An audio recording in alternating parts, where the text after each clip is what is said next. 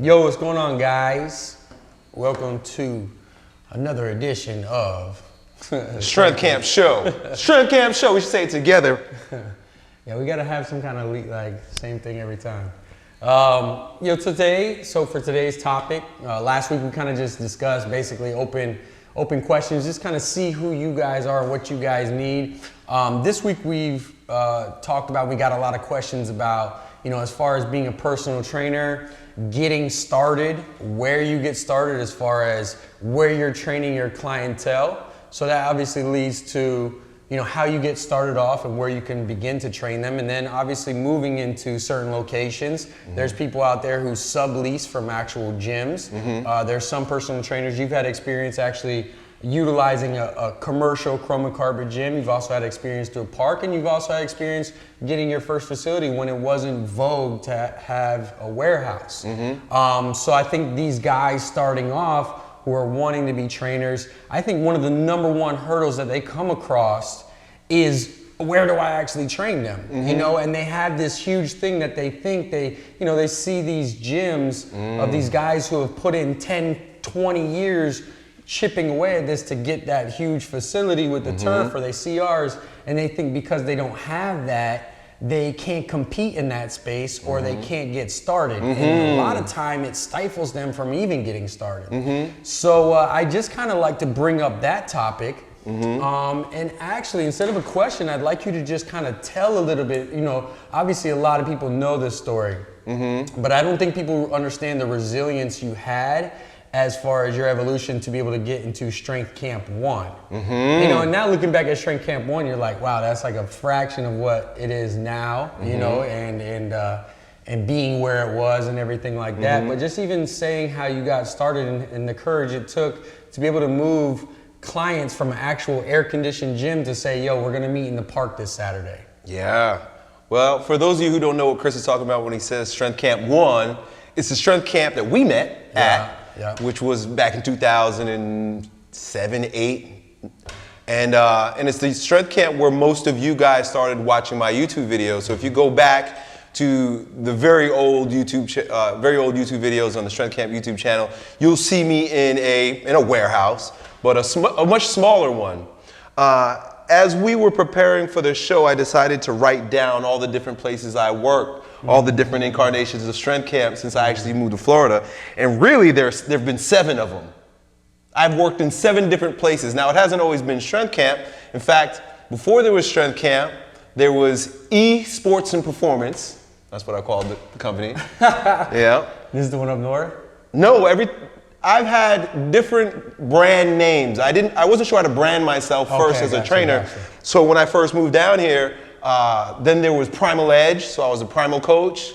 So like before Strength Camp, there were different Elliott Hulse brands that I was trying to pull forward until Strength Camp hit. But there were 7 different places that Elliott Hulse / Strength Camp has grown the business. The very first was where I think most of you are going to start if you haven't already started. And interestingly enough, I encourage you to start, and that is at a chrome and carpet commercial gym. I worked at, it was called Lifestyle Family Fitness here in St. Petersburg when I first moved down here. It's now called LA Fitness because LA Fitness bought it.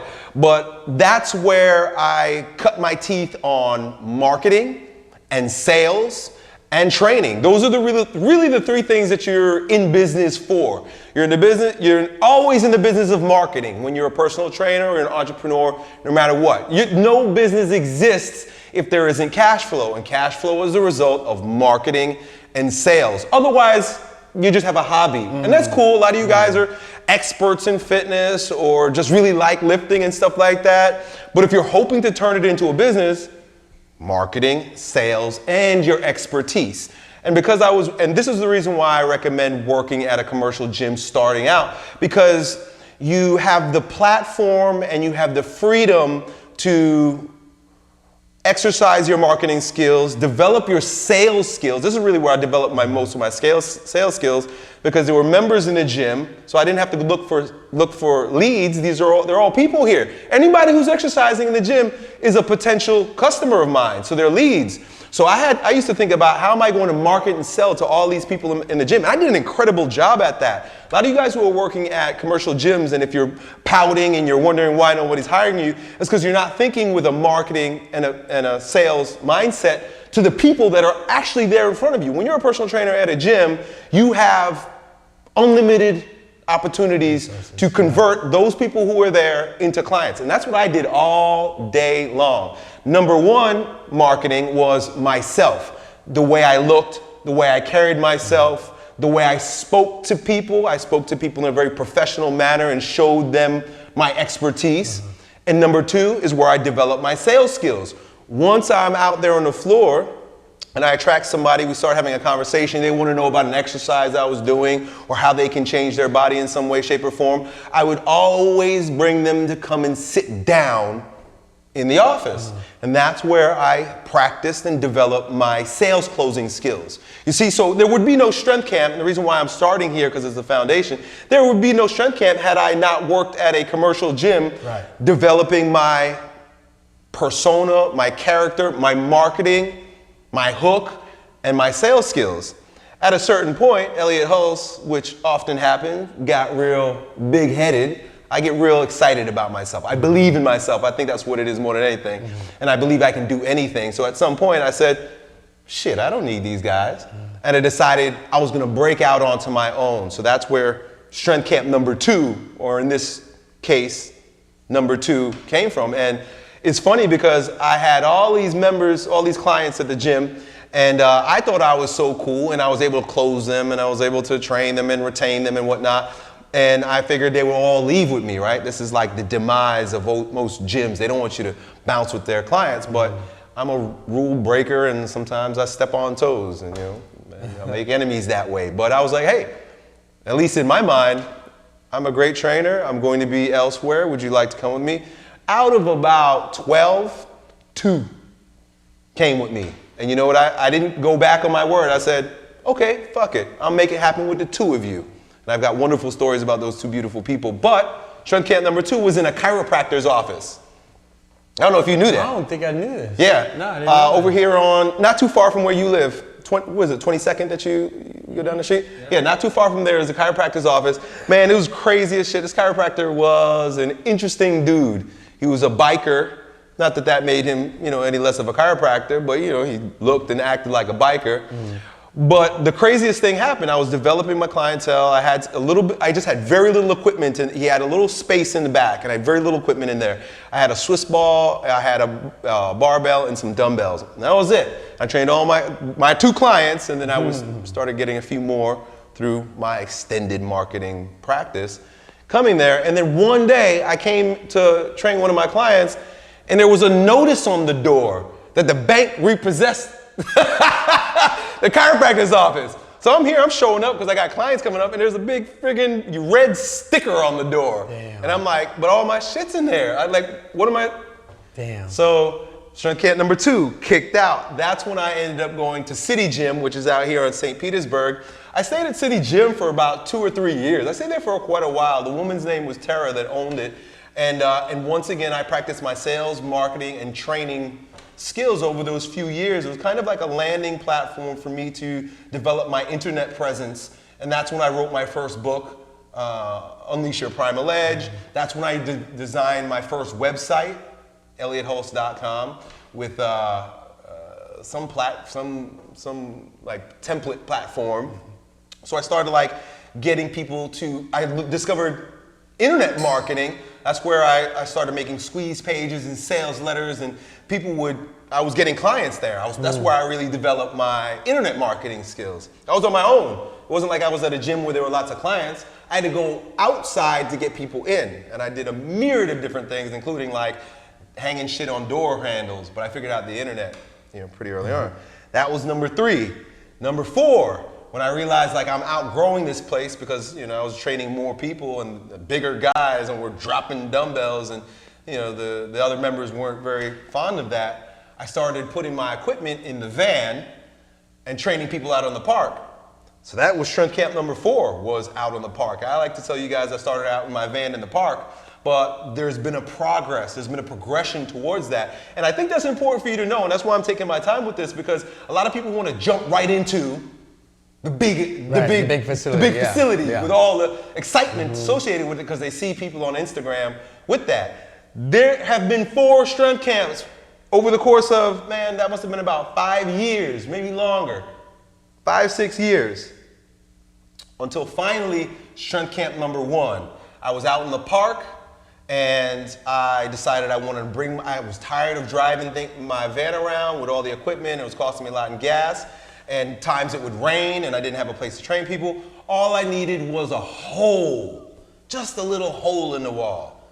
And as it usually is in my experience, I was very clear about what I wanted, and it showed up basically around my corner from my old house in South St. Petersburg. That was strength camp number 1. And that's where I started using YouTube to make videos.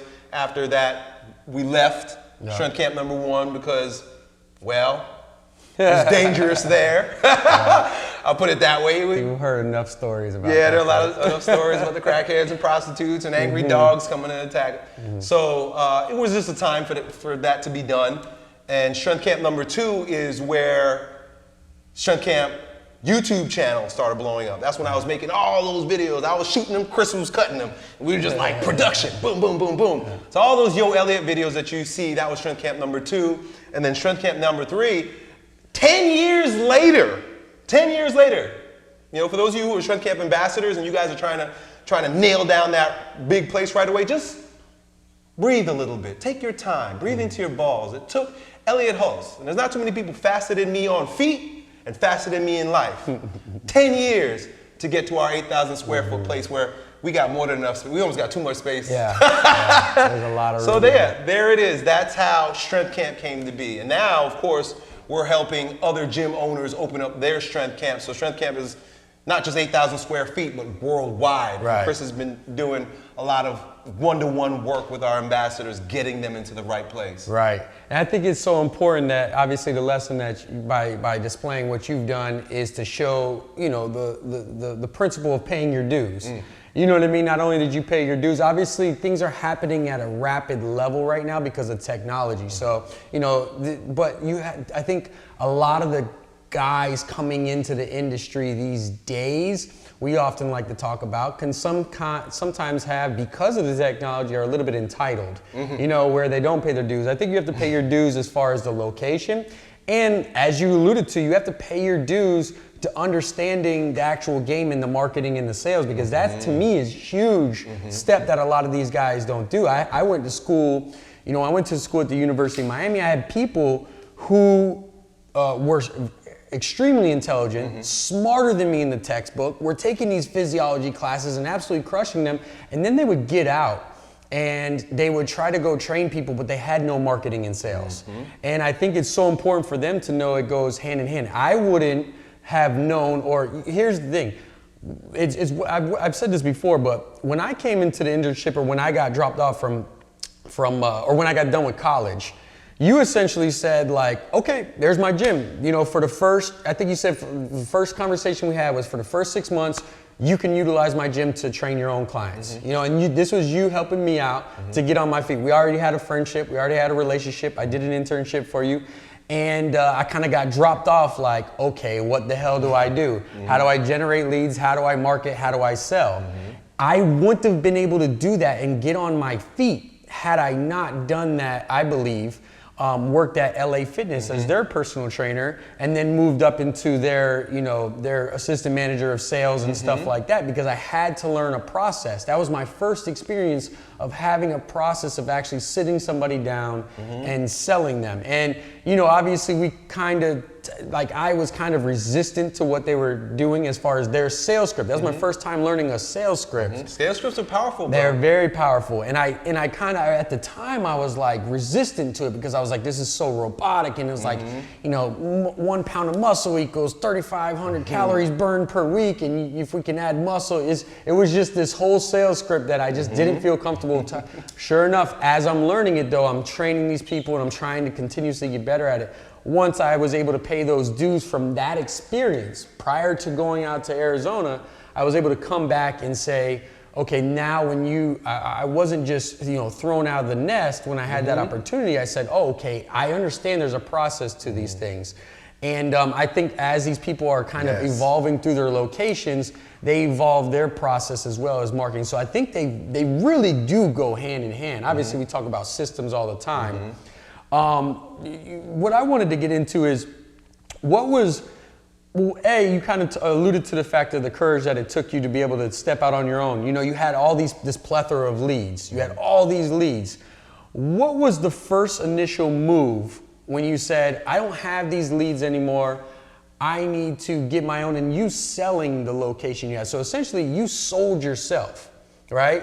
But like, for instance, when you moved to the park, what was it that said people are going to come check you out? What was that like? Because I think a lot of these guys right here, I think a lot of them sometimes, or at least what I see, is a lot of them don't have the confidence, and maybe that is the answer, to be able to say, hey, you know your worth and know what you're able to provide for that client, so that when it doesn't matter where you're training them, it doesn't matter where you are, it doesn't matter if you're in a park or a fancy facility. So what was that like for you, getting your first person to come out to the park and as you said, yo, I'm doing this in a park, this is what it is? Man, well, two things come to mind. Very first one is unique selling proposition, and number two is character. Yeah. When I say unique selling proposition, you have to differentiate yourself from everyone else that's out there. 10 years ago, when I started Strength Camp, number one, I used strongman training equipment. Now it's a thing. I see them on Reebok commercials, they're flipping little baby ass tires. But 10 years ago, this wasn't a thing. And so when people came across it and they see this guy with sandbags and tires and stuff, immediately that part of the brain that gets excited when it sees something fresh and new is stimulated, particularly for the type of person that I was trying to train. The other way I differentiated myself was that I was only training guys. I was only training athletes. And I used language that spoke directly to them. The best way not to get anybody is to be for everybody. So I made it very clear. I niched it right down to guys, and guys that are interested in training like athletes, but more importantly, outdoors with odd objects. I mean, this was revolutionary, if you will, 10 years ago. The other part of it, and that's how Strength Camp became Strength Camp it is today, because I started getting involved with strongman training with Tom Mitchell and Zach Evanesh. Big shout out to him. He's the first one to give me the idea that you could train people with trash. And so that's how Strength Camp got its unique selling proposition that caused people to drive from an hour away in their $100,000 car to train with me in a dirty warehouse in South St. Petersburg with crackheads and prostitutes. That was a matter of the fact, and it was before I was Yo Elliott. It was before the YouTube stardom. I had people driving from Tampa and Sarasota. I had no problem getting clients because of my unique selling proposition. When people found me online, they were like, oh shit, there is nothing like this anywhere. Again, that was 10 years ago. Now there's a lot of it going on, but don't let that stop you, because you're only limited by your creativity. You're only limited by your divine blueprint. That's the other part of it. I wasn't listening to the world. I was listening to me. And this is what I like. And this felt good to me. If I would have listened to the world, that's a bad idea to train men with trash in the park. You're not gonna get anywhere with that. You gotta do it in a different way, the way the world tells you to do it. So that's number one. That was unique selling proposition. Willingness to be myself even if I'm wrong. Boom. Take that one home and cash it. Will to be yourself even if you're wrong. Number two, character, personality. There's an old, I think it's a Chinese saying. If it's not Chinese, I'm going to say it anyway. But a man who doesn't smile shouldn't open up shop. A man who does not smile should not open up shop. I'm smiling, I'm happy, I'm positive, I'm enthusiastic, I'm a happy person, so the people who are around me, even if I'm a shitty trainer, and you'll know this too, if you're a trainer and you've seen these other guys who are getting lots of clients, because they're nice fucking guys.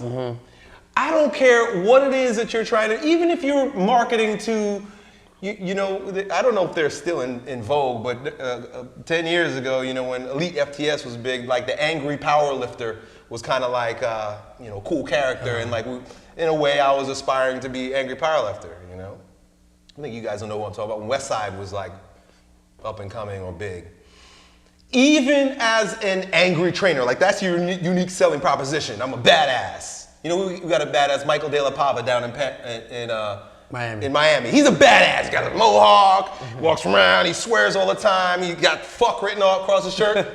He's a nice guy. Yeah. He's nice to the other angry meatheads. So you got to be personable or don't go into business. Right. 100%. I agree with that 100%. I think, you know, just dissecting what you did, it's 100% what you had. Your selling proposition was that you offer a benefit that most people didn't, and the actual mechanism was the tires and the trash and stuff. Like, nobody was doing that. I think one thing to reflect off of what you were able to do is not only were you, and I think that we have as trainers, is a belief in the clientele that you actually have. It's obviously you're happy, you're charismatic, but there was something across when I was finding you that allowed me to say, okay, this guy can get me to where it is. You know, when I take somebody on, I often talk about this story about the girl who one of my first clients at yours, the big girl who was trying to go into the Army. Yes, I remember her. She was like 200 plus pounds and she was short. She had to lose a lot of weight. Nobody really kind of believed in her. Well, I just, something about me came across as the personality that I essentially, whatever it was, my energy was that I could get her to where she needed to be so that she could go into the military. And I think that one thing that you had with me was, you know, I had this lofty goal. I came off a crazy injury, but it wasn't even a matter of me having to explain all these things or whatever. It was just like, yo, let's go to work. I remember that vibe I caught from you is like, yo, it's possible. It really came down to me facing myself.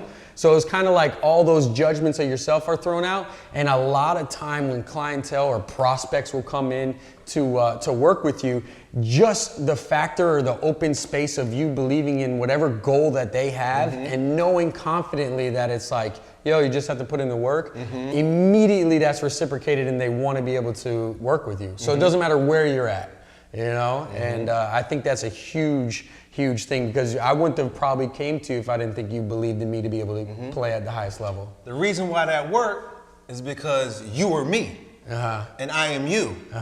I look at you and I see a part of myself, and because I believe in myself, and because I've proven to myself, and because I know I've done it, I can immediately see, oh, he's got it. You see? So it takes one to know one. A lot of time with our clients, they don't know their power, but because I know my power, and I can see my power in you, it's just a transfer. I'm just gonna hold you as if it already is, because I know me, and I can see me in you.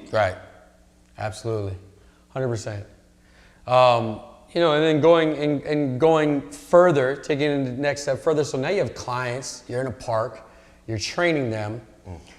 The next step is obviously to get your first brick and mortar. You know, this is your first location where you can actually have people. You're not inhibited by the weather, the things that are going on. You know, you're not inhibited by the guys who want to mow the grass that particular day. There's factors that come into place that prevent you from running your training business sometimes when you're in the park. There's no excuses, you get over those. But now the next thing that you do as a businessman is you say, I want to create a little bit more stability within my training business. So let me go ahead and put a roof over this shit. What's that next step? What's the vibe that you caught when you said, okay, let me go ahead and move into this next one? What did you look for? And you know, tell us about a little bit about what you essentially, like your process of finding strength camp number one. It's funny because I'm a very, very visual person, and I see things before they come. And the more I focus in on what I see, the more I believe in what I see or what I'm receiving. When I say see, I don't see it out there, I see it in my mind's eye. The more literal the manifestation actually is. So I remember, it's ridiculously funny, but it makes sense to me now, drawing what the first strength camp was going to look like. I had the exact dimensions, and I even had it down to the fact that I'm going to have a lofted office. I don't know why, but something in me was like, I'm going to have a lofted office. So with that in the vortex, if you will, with that commitment, with that realization of what's on its way, I almost instantly, you know, the day that I decided I want to do it, almost instantly went home, went to Craigslist, saw a place that I can afford that was for rent, literally around the block from where I lived. I went there, he opened up the warehouse, I looked at my piece of paper, I was like, this is it. I didn't think twice. Yeah. So I think that is encouragement maybe, or inspiration for you to believe in your dream, believe in what you're receiving or how you're being led. So many times we get in our own way because I could have looked at that piece of paper and been like, I don't know how I'm gonna do this. This is impossible. I don't have the money for this. There's no place like this. That's how most people think. They receive an inspiration and then they start talking about all the reasons why that can't be. They immediately start looking at the problems, all the concerns that are standing between them and that thing. Me, maybe I'm a little crazy, but I look at it, I say this is good, I feel good, and it shows up. Yeah. Yeah, 100%. And I think one thing is that I thought was so powerful about that location. And I talk about this, guys, because I obviously came into, you know, months after you've established yourself at this place, and that's when Elliott started training me. But here I am coming from the chrome and carpet, what a lot of these people see. And I'm coming and I'm saying, you know, who's this guy on the south side of St. Pete? If you guys aren't familiar with the south side of St. Pete, it wasn't the best area. This was a tiny warehouse at the end of a dead end, butted up against the you know, just everything seemed at first like it was going against you. Now, me as a college player, I was just like, I wanted that. I wanted that grit. Yeah. You know, but you had, like you said, you alluded to the fact you had one of the richest mans in St. Pete coming to you. You had middle-aged women coming to you at the end of the block driving Maseratis. You know what I'm saying? I distinctly remember this, and I'm thinking in my mind, how did he overcome that? You never excused that. And we often talk about, you know, if you can't fix it, feature it. And one thing that you did was you featured the fact that, yo, this is what it's about. This is the grit. This is what it is. You want these results. And I think it's very important because some people here, when they're doing their personal training, can start to excuse the location they're at, where they're training them out of, what's going on in their surrounding or environment, or if like it rains a little bit. One of the things that I absolutely loved was we obviously Strength Camp 1 was maybe what, at the downstairs, maybe 800 square feet, I want to say, maybe a little bit less. So we trained outside a lot. Yeah. They trained outside almost every single day. Almost every single day. And I remember the first time that we came there, and for us it was pretty easy, but I know there was a class or just going on or just finishing, but it was raining outside. You didn't alter the workout just because it was raining. So that was the perfect example of what I'm explaining. Like, some people would cancel it and this and that. It was like, no, you didn't flinch. And that's the thing. Sometimes when it comes to the location, you have to boss up and not flinch. You have to say, you're inexcusably yourself. This is what we're doing today, and this is what it is. And I think that's the leadership that it takes. So it's far more important of who you are as opposed to where you're at. When it comes to training people. And I think that's a hurdle that a lot of people can overcome, and it will support them. One thing I know about myself is that I'm a spark. I've accepted that. I love that about myself. I get shit going. Nothing happens without a spark. Even the sun came from an explosion, that sudden spontaneous outburst. If the spark don't have wood to catch, right? You know, Barnard's last name means wagon oak. Strong as wagon oak. Oak. This is a wood man right here. I'm a spark. And when that spark catches good wood, right, I know I could pull back a little bit. Right. I wasn't thinking about no damn logistics or what the next step was. Right. I had already given the spark to the wood. And this is where maybe a conversation about our partnership makes more sense than what I did, because it had been a matter of trust and love in your ability took one to know one, right? We did that while we were training. I knew we did it with business. Next, it was the only next obvious thing. This guy's got what it takes. I know he's gonna win because I'm a winner and I can see it in him. So it may not be the logistical answer that maybe you guys are looking for, and maybe that's where Chris could come in a little bit more, because that's what he does with our Strength Camp ambassadors, is work on the logistics. But as far as I'm concerned, it has been a matter of hard work and faith. My mother used to say, lay it at the cross, have your intention, set that momentum, and then watch the ball roll. Right. And that's been a lot of part of the, this next phase of growth for Strength Camp. Right. Absolutely. Yeah, and I think, I think you hit it on the head, because there was a good balance, obviously, between your energy and mine as developing where we're at now and being able to go into that. But there was so much, there was the logistical side of things, but there was a lot of faith and confidence that we expressed together to say this, because a lot of people know Strength Camp 2, as you alluded to, was merely a facility for YouTube. Yeah. It was, there's a gym, but we can train. That's where you guys seen the train videos. That's where you guys seen, obviously, the Yo Elliott's.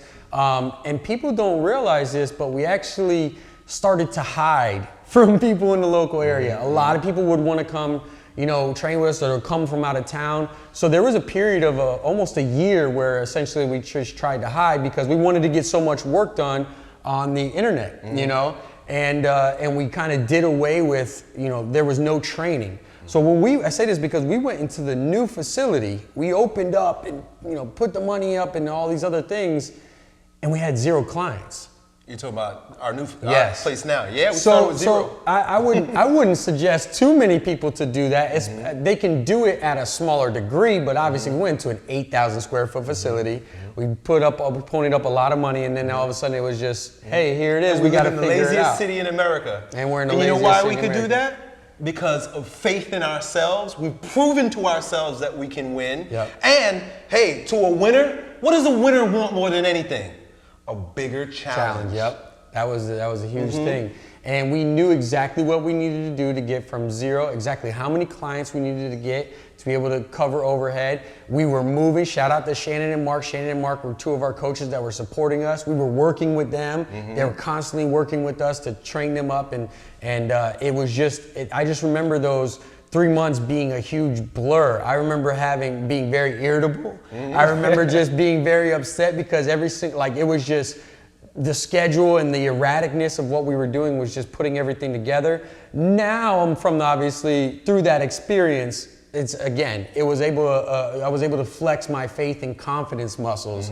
But somebody now coming into it, I often say there's certain principles that you want to abide by when essentially looking for the next location. So if you're somebody who's in a park, you're somebody who's in a chrome and carpet, a basic rule of principle is for you to begin to start to develop a clientele base, right? Because what you're going to want to do is, when you look into your spot or look for a brick and mortar place of your own, you're going to want to transplant them in some form or fashion. So even if, let's say you have a deal with your personal, you're in an LA Fitness or something, and you have a non-compete rule, whatever it is, you're building up your resume, you're building up your rapport within the community of who you are. People start to know you as that trainer. They've worked with you before. They might have left you before. You develop those contacts. So even though you might say, oh, I have a agreement signed with this gym that they can't come to me when I go do it, you're still building yourself within that local community to say, I can then transplant who I am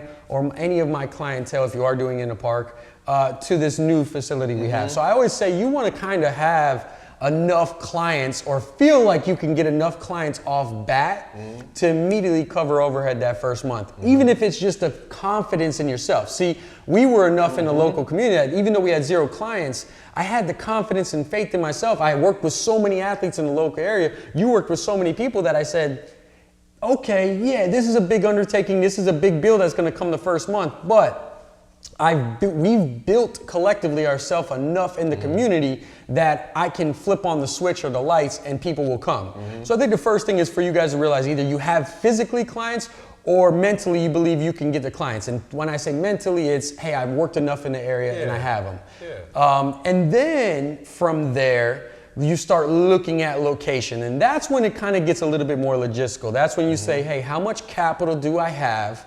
How much clientele am I able to transfer over? If I am, able to transfer those, transplant those people over.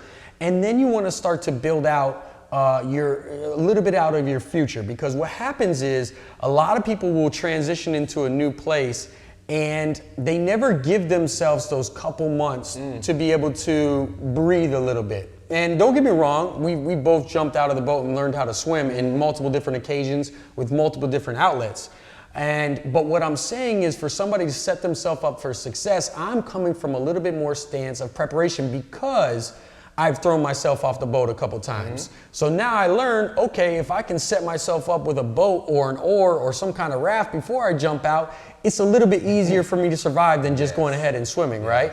So all I'm trying to do is, based off my experiences, tell our guys sometimes, hey, make sure you build out or have enough capital for 3 to 6 months. Why? Not to say that you can't, bite the bullet and grind that first month and get enough clientele. However, if you give yourself those 3 to 6 months of rent already paid before you move into the space, you're allowing yourself those 3 to 6 months to then gain your feet, and you're not, you're not burning the candles on both ends at night. You're not figuring out, and like you said, you alluded to it earlier, don't open up shop unless you're smiling. When you're going through that stress, sometimes it can be very tough to smile to your clients when you're worried about the lights turning off or this or that. So what I'm saying this, I guess, is don't open up shop unless you have 3 to 6 months already paid for. You want to make sure that you have enough space, create enough space where you can get to work, build your clientele over the next 3 to 6 months to say, hey, I'm covering overhead, now I'm putting money in my pocket. And that's a kind of little bit more conservative way to go about things, that I would probably do that. But we couldn't have done that, or I don't think I could have done that, if I didn't experience throwing myself off the side a couple times. And that's kind of what we did. But I think that's very important for people to know, especially when they're starting off in their first brick and mortar location. One of the things that Chris, a lot of the work that Chris does is practical, and one of the things that has been of great need for our Strength Camp ambassadors, which is extremely practical, but every time Chris steps up to the plate, he hits a home run showing them where they may be lacking, and that is with the review of your contract. We showed up here a little while ago, and Chris and I were talking about one of our ambassadors who's working through some contracts in order to open his place. And they're like, I didn't even know what you were talking about. There's these little terms within the contract where all of a sudden they start bumping your rate up. They start adding fees on there that aren't clearly stated, but in some sort of lawyer language, you get shafted a little later on with. So maybe, talk a little bit about dealing with the government and with other businesses because as an entrepreneur, and I know myself too, I'm kind of a freewheeler. I don't deal with or dabble with too many professionals, with the government. I try my best, I pay my taxes and just stay away. I don't want anything from them, don't mess with me.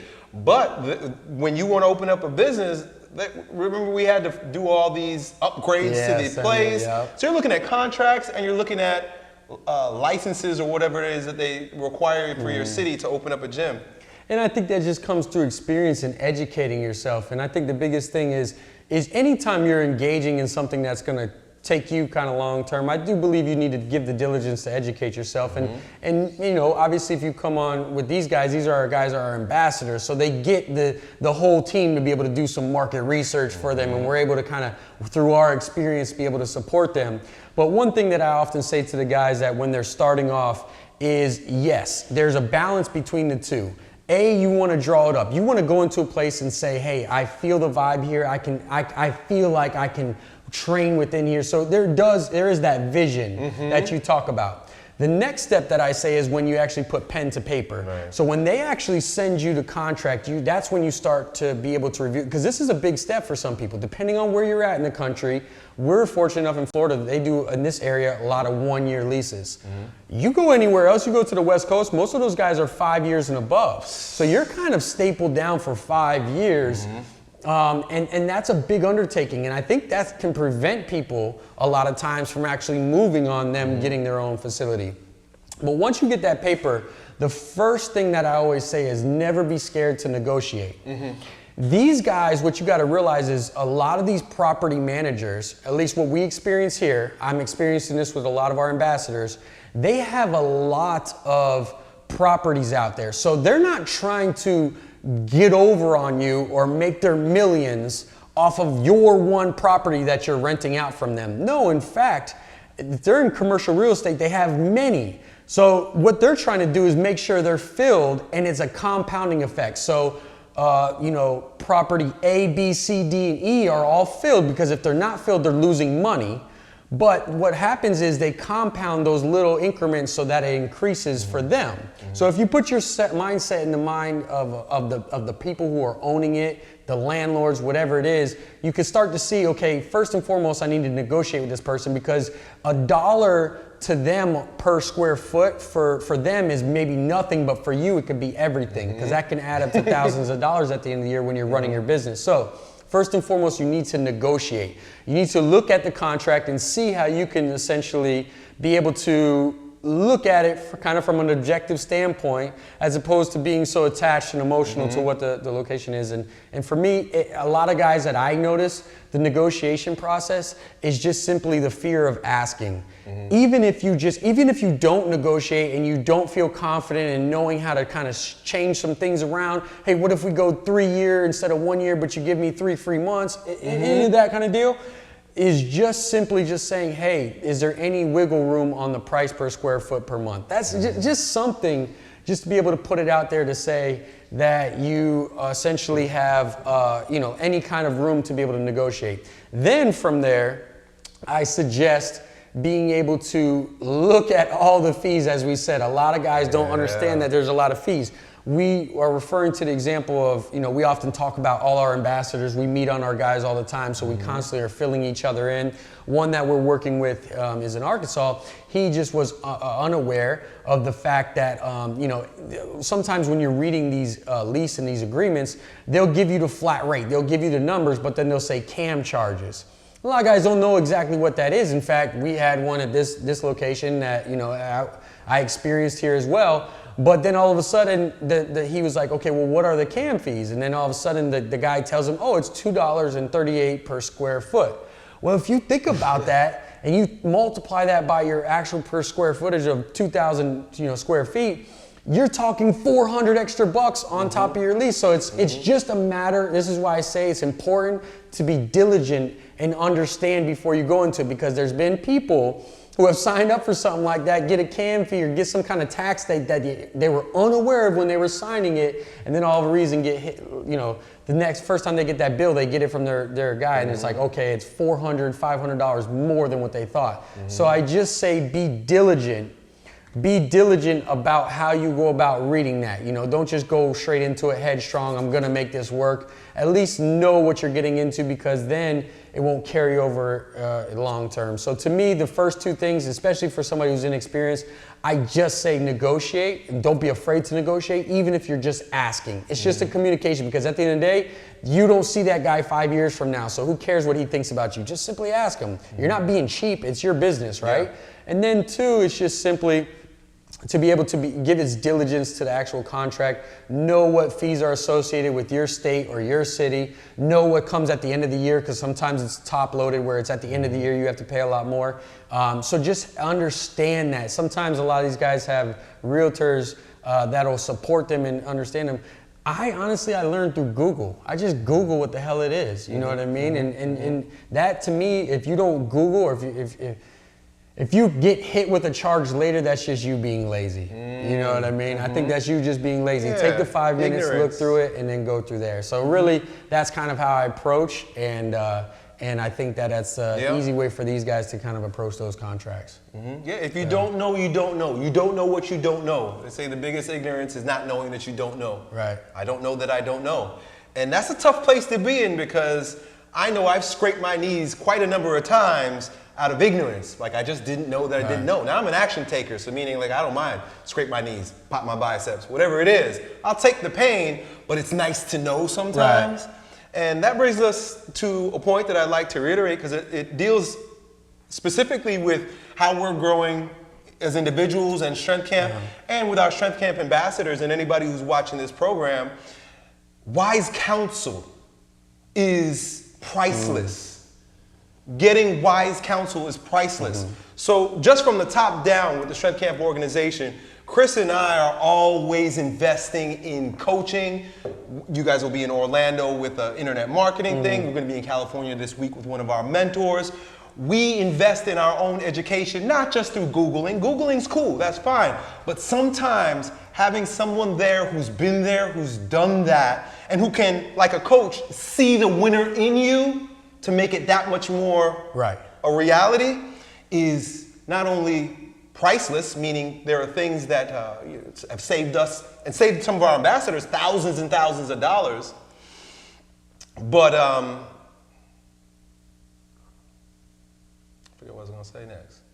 Well, I hear you because I'm a coach that pays multiple coaches. Right. I know exactly sometimes what I need to do, or sometimes I don't need to, I don't know, so I have the resources to say I'm going to cut the time in half. There it is. That's what I was thinking of. Yeah, cuts the time in half. Yeah. Right. I don't have to overcome those experiences and those mistakes. I don't have to continuously throw myself off the boat and swim. In fact, here's somebody who's saying, hey, here's a raft. You know what I mean? Yeah. And when you do that, it's like, okay, I can get to the island or wherever I'm going a lot faster. Well, check it out. I just spoke about the 10 years that it took me to build Strength Camp. Right. Our Strength Camp ambassadors who started last year, we've got several of them that started last year that are 10 times where I was in a fraction of the time. Right.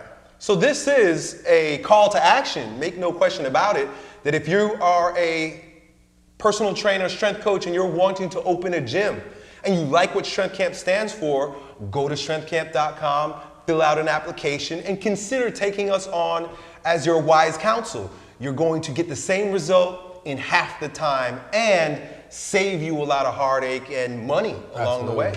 Absolutely. 100%. I think that's good. Yeah, I think we're done. I don't even need to say anything more. All right, folks, we'll probably see you next week. Good chance we'll be in California, not definitely, but there's a good chance we'll be in California where we'll record this.